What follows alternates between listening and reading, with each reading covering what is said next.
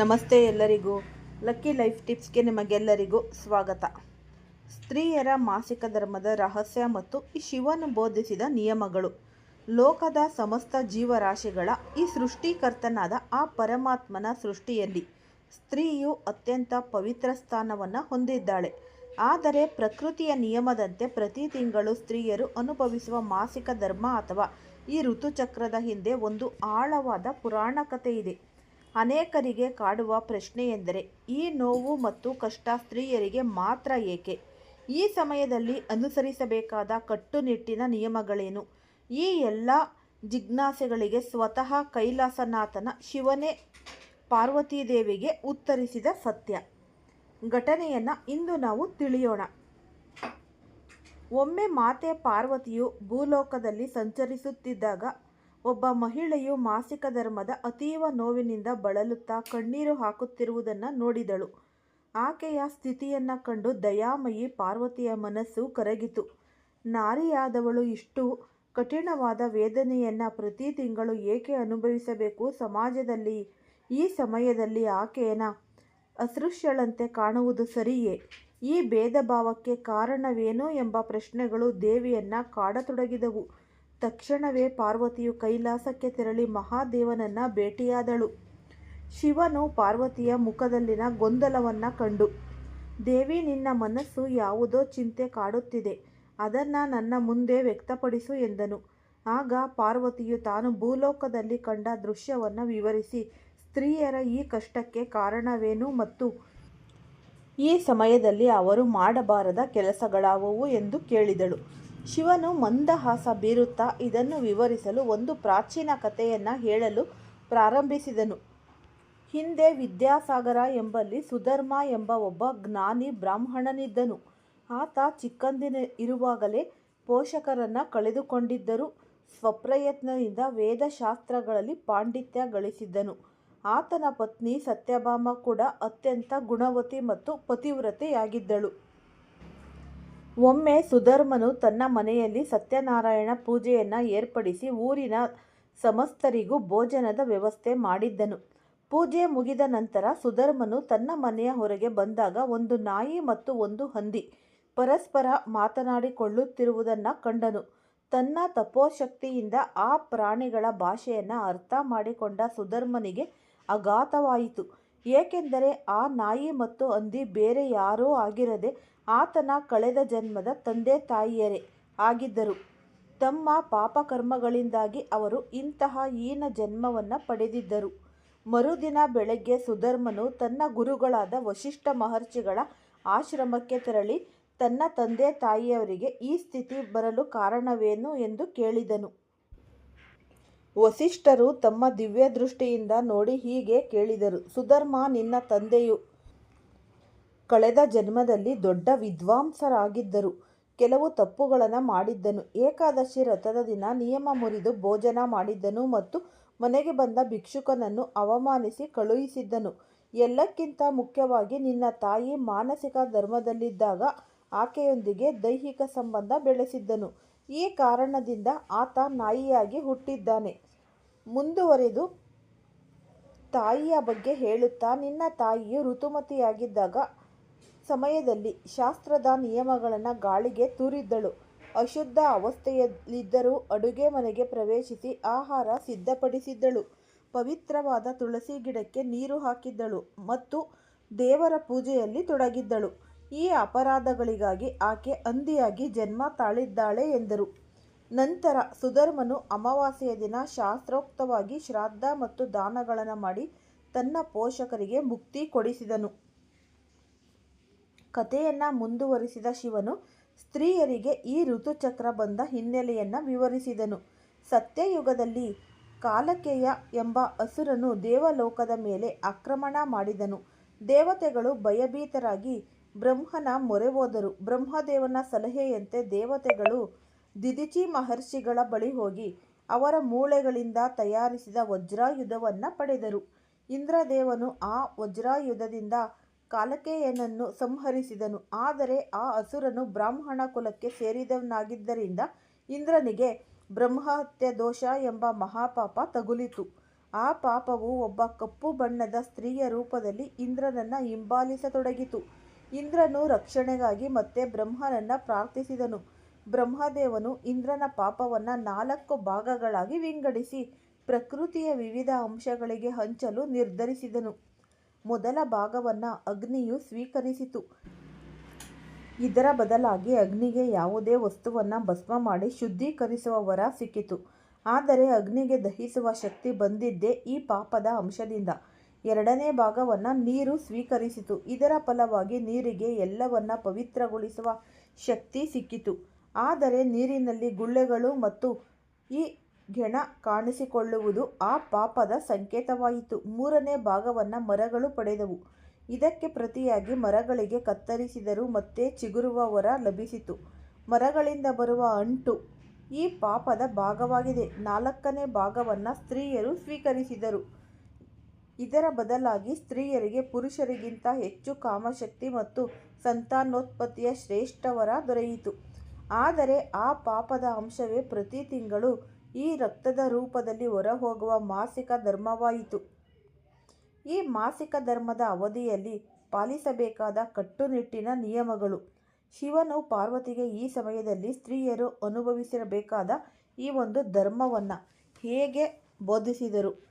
ಮೊದಲ 3 ದಿನಗಳು ಸ್ತ್ರೀಯು ಸಂಪೂರ್ಣ ವಿಶ್ರಾಂತಿ ಪಡೆಯಬೇಕು. ಅಡುಗೆ ಮನೆ, ದೇವರ ಕೋಣೆ ಮತ್ತು ತುಳಸಿ ಗಿಡದಿಂದ ದೂರವಿರಬೇಕು. ಈ ಸಮಯದಲ್ಲಿ ದೇಹವು ಅಶುದ್ಧವಾಗಿರುವುದರಿಂದ ಪವಿತ್ರ ವಸ್ತುಗಳನ್ನು ಮುಟ್ಟಬಾರದು.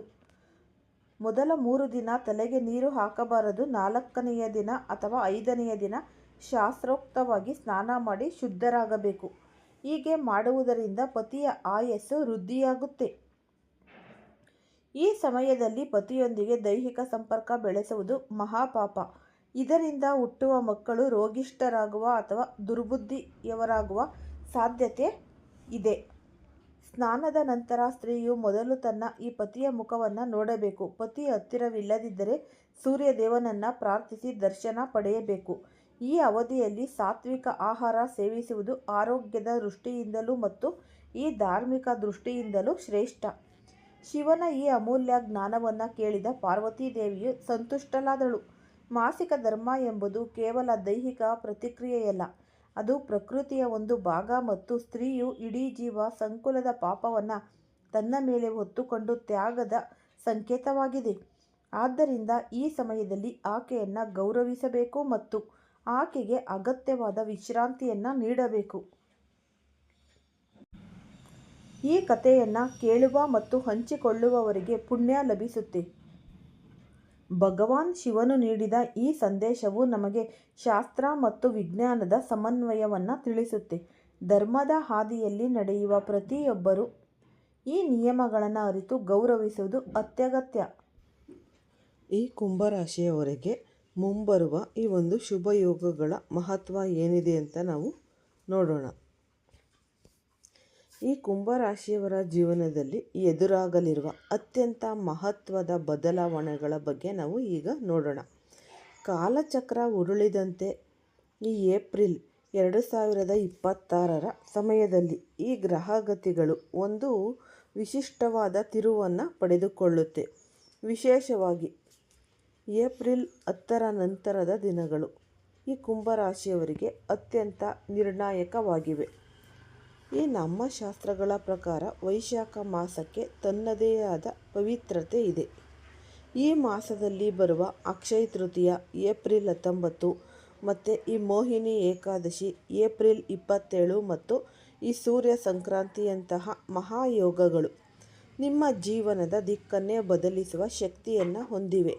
ಆದರೆ ಇಂತಹ ದೈವಿಕ ಶಕ್ತಿಗಳು ನಿಮ್ಮ ಮನೆಗೆ ಪ್ರವೇಶಿಸಬೇಕೆಂದರೆ ನಿಮ್ಮ ಮನೆಯ ಪರಿಸರವು ಶುದ್ಧವಾಗಿರಬೇಕು. ಈ ಗ್ರಹಗಳ ಚಲನೆ ಎಷ್ಟೇ ಪೂರಕವಾಗಿದ್ದರೂ, ಪಿತೃಗಳ ಆಶೀರ್ವಾದ ಎಷ್ಟೇ ಇದ್ದರೂ, ನಿಮ್ಮ ಮನೆಯ 4 ಗೋಡೆಗಳ ಮಧ್ಯೆ ಅಡಗಿರುವ ಕೆಲವು ನಕಾರಾತ್ಮಕ ಶಕ್ತಿಗಳು ನಿಮ್ಮ ಪ್ರಗತಿಯನ್ನು ತಡೆಯುತ್ತಿರಬಹುದು. ಈ ಸತ್ಯವನ್ನು ನಾವು ಇಂದು ಬಿಚ್ಚಿಡಲಿದ್ದೇವೆ. ಅನೇಕ ಬಾರಿ ನಾವು ತಿಳಿಯದೆಯೇ ಕೆಲವು ವಸ್ತುಗಳನ್ನು ನಮ್ಮ ಮನೆಗೆ ತರುತ್ತೇವೆ. ಅದು ಅಲಂಕಾರದ ವಸ್ತುವಾಗಿರಬಹುದು, ಯಾರಾದರೂ ನೀಡಿದ ಈ ಒಂದು ಉಡುಗೊರೆಯಾಗಿರಬಹುದು, ಅಥವಾ ಹಳೆಯ ನೆನಪಿನ ಸಂಕೇತ ಆಗಿರಬಹುದು. ಆದರೆ ಈ ವಸ್ತುಗಳು ಕಾಲಕ್ರಮೇಣ ನಿಮ್ಮ ಮನೆಯಲ್ಲಿ ಈ ಒಂದು ನಕಾರಾತ್ಮಕ ಶಕ್ತಿಯ ಚಂಡಮಾರುತವನ್ನೇ ಸೃಷ್ಟಿಸುತ್ತೆ. ಇದರ ಲಕ್ಷಣಗಳು ಹೇಗಿರುತ್ತವೆ ಗೊತ್ತೇ? ಅಂದರೆ ಮೊದಲನೆಯದಾಗಿ ನಿಮ್ಮಲ್ಲಿ ಸೋಮಾರಿತನ ಹೆಚ್ಚಾಗುತ್ತೆ. ಬೆಳಿಗ್ಗೆ ಎದ್ದ ತಕ್ಷಣ ಉತ್ಸಾಹ ಇರುವುದಿಲ್ಲ, ಸದಾ ಸುಸ್ತು ಎನಿಸುತ್ತೆ. ಎರಡನೆಯದಾಗಿ ನಿಮ್ಮ ಆತ್ಮವಿಶ್ವಾಸ ಕುಸಿಯತೊಡಗುತ್ತೆ.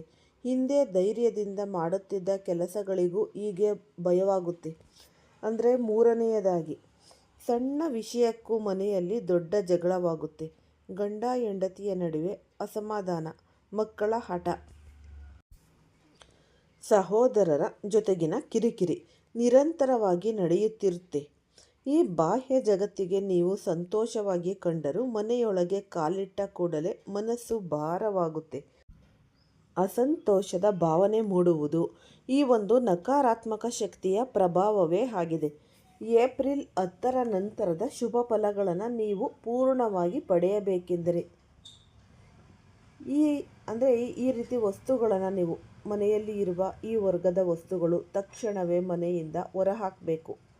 ನಮ್ಮ ಪೂಜಾ ಕೋಣೆಯಲ್ಲಿ ಅಥವಾ ಮನೆಯ ಇತರೆಡೆ ಇರುವ ದೇವರ ಮೂರ್ತಿಗಳು ಮತ್ತು ಫೋಟೋಗಳ ಬಗ್ಗೆ ನಾವು ತುಂಬ ಜಾಗರೂಕರಾಗಿ ಇರಬೇಕು. ನಿಮ್ಮ ಮನೆಯಲ್ಲಿ ಯಾವುದಾದರೂ ದೇವರ ಮೂರ್ತಿ ಭಿನ್ನವಾಗಿದ್ದರೆ, ಅಂದರೆ ಸ್ವಲ್ಪ ತುಂಡಾಗಿದ್ದರೆ, ಬಿರುಕು ಬಿಟ್ಟಿದ್ದರೆ ಅಥವಾ ದೇವರ ಫೋಟೋಗಳು ಹರಿದಿದ್ದರೆ ಅವುಗಳನ್ನು ತಕ್ಷಣವೇ ಗೌರವಪೂರ್ವಕವಾಗಿ ವಿಸರ್ಜಿಸಿ.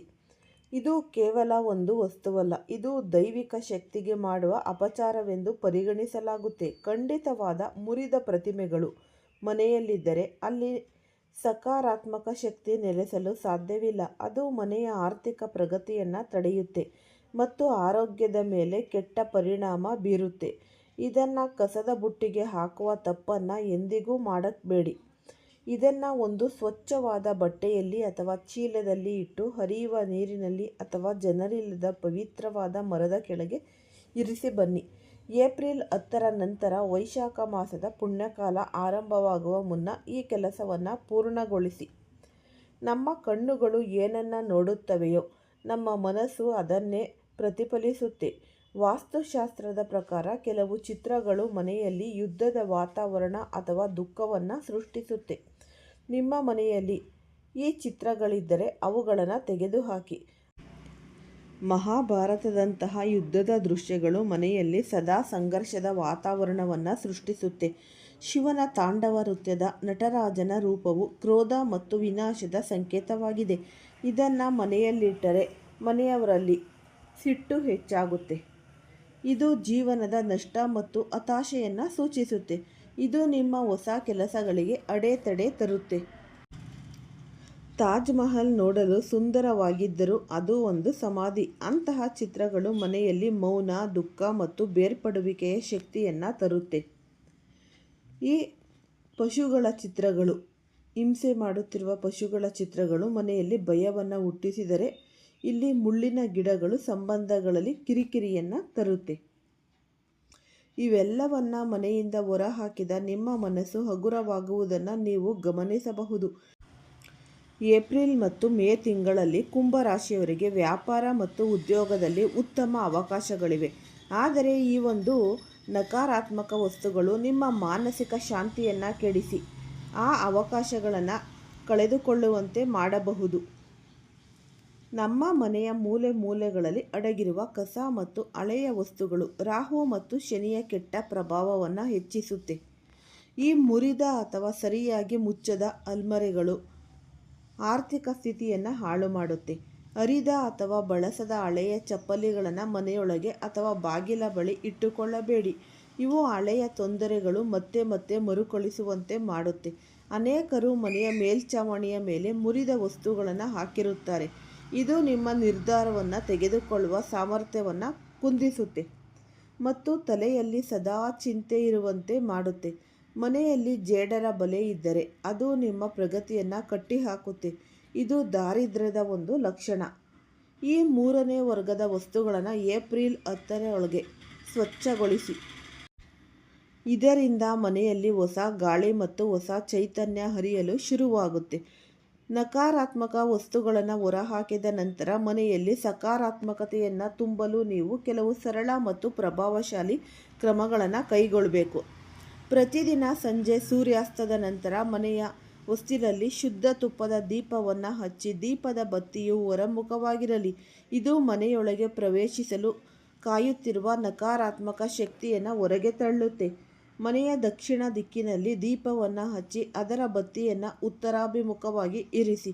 ಇದು ಪಿತೃಗಳ ಆಶೀರ್ವಾದ ಮತ್ತು ಯಮದೇವರ ಶಾಂತಿಗಾಗಿ ಅತ್ಯುತ್ತಮ. ಮನೆಯಲ್ಲಿ ಕರ್ಪೂರ ಮತ್ತು ಈ ಒಂದು ಲೋಬಾನವನ್ನು ಸುಟ್ಟು ಅದರ ಹೊಗೆಯನ್ನು ಪ್ರತಿ ಮೂಲೆಗೂ ತೋರಿಸಿ. ಈ ಸುಗಂಧವು ಮನೆಯ ವಾತಾವರಣವನ್ನು ದೈವಿಕವಾಗಿಸುತ್ತೆ ಮತ್ತು ಮನಸ್ಸಿಗೆ ನೆಮ್ಮದಿಯನ್ನು ನೀಡುತ್ತೆ. ಬೆಳಿಗ್ಗೆ ಎದ್ದ ತಕ್ಷಣ ಸ್ನಾನಾದಿಗಳ ನಂತರ ಮುಖ್ಯ ದ್ವಾರಕ್ಕೆ ಶುದ್ಧ ನೀರನ್ನು ಚಿಮುಕಿಸಿ. ಇದು ಮಹಾಲಕ್ಷ್ಮಿಯನ್ನು ಆಹ್ವಾನಿಸುವ ಕ್ರಮವಾಗಿದೆ. ಕುಂಭರಾಶಿಯವರೇ, ಬರುವ ಏಪ್ರಿಲ್ ಮತ್ತು ಮೇ ತಿಂಗಳಲ್ಲಿ ನಿಮ್ಮ ಅದೃಷ್ಟವು ಹಿರೆಯಂತೆ ಹೊಳೆಯುವ ಸಾಧ್ಯತೆ ಇದೆ. ವ್ಯಾಪಾರದಲ್ಲಿ ಹೊಸ ಆರ್ಡರ್ಗಳು ಬರಬಹುದು. ಉದ್ಯೋಗದಲ್ಲಿ ಪ್ರಮೋಷನ್ ಸಿಗುತ್ತೆ. ಆದರೆ ನೆನಪಿಡಿ, ಅದೃಷ್ಟವು ಶ್ರಮದ ಜೊತೆಗೂಡಿ ಬರೋದು. ಕೆಲವು ತಪ್ಪುಗಳನ್ನು ಎಂದಿಗೂ ಮಾಡಬೇಡಿ. ನಿಮ್ಮ ಹಳೆಯ ಪಾದರಕ್ಷೆಗಳನ್ನು ದಾನವಾಗಿ ನೀಡಬೇಡಿ. ಅದು ನಿಮ್ಮ ಈ ಒಂದು ನಕಾರಾತ್ಮಕತೆಯನ್ನು ಮತ್ತೊಬ್ಬರಿಗೆ ವರ್ಗಾಯಿಸಿದಂತೆ ಅಥವಾ ಮತ್ತೆ ನಿಮ್ಮ ಬಳಿ ಬರುವಂತೆ ಮಾಡುತ್ತೆ. ಮುಳ್ಳಿನ ಗಿಡಗಳನ್ನು ಮನೆಯ ಅಲಂಕಾರಕ್ಕೆ ಬಳಸಬೇಡಿ. ಸದಾ ಹನುಮಾನ್ ಚಾಲೀಸವನ್ನು ಪಠಿಸಿ. ಹನುಮಂತನು ಚಿರಂಜೀವಿ. ಅವರ ನಾಮಸ್ಮರಣೆಯು ಎಲ್ಲ ಅಡೆತಡೆಗಳನ್ನು ನಿವಾರಿಸುತ್ತೆ. ಈ ಮಾಹಿತಿಯು ನಿಮ್ಮ ಜೀವನದಲ್ಲಿ ಸಕಾರಾತ್ಮಕ ಬದಲಾವಣೆ ತರಲಿ ಎಂದು ನಾನು ಆಶಿಸುತ್ತೇನೆ. ಈ ವಿಡಿಯೋ ನಿಮಗೆ ಇಷ್ಟವಾದುದಲ್ಲಿ ಲೈಕ್ ಮಾಡಿ ಮತ್ತು ನಿಮ್ಮ ಆಪ್ತರೊಂದಿಗೆ ಹೆಚ್ಚಾಗಿ ಹಂಚಿಕೊಳ್ಳಿ. ನೀವು ಕುಂಭರಾಶಿಯವರಾಗಿದ್ದರೆ ಈ ವಿಡಿಯೋ ಫಸ್ಟಿಂದ ಹಿಡಿದು ಕೊನೆ ತನಕ ಸ್ಕಿಪ್ ಮಾಡ್ದಲೇ ನೋಡ್ತೀರಾ. ಯಾಕೆಂದರೆ ಉಪಯುಕ್ತವಾದ ಮಾಹಿತಿ ನಿಮಗೆ ಲಭಿಸುತ್ತೆ.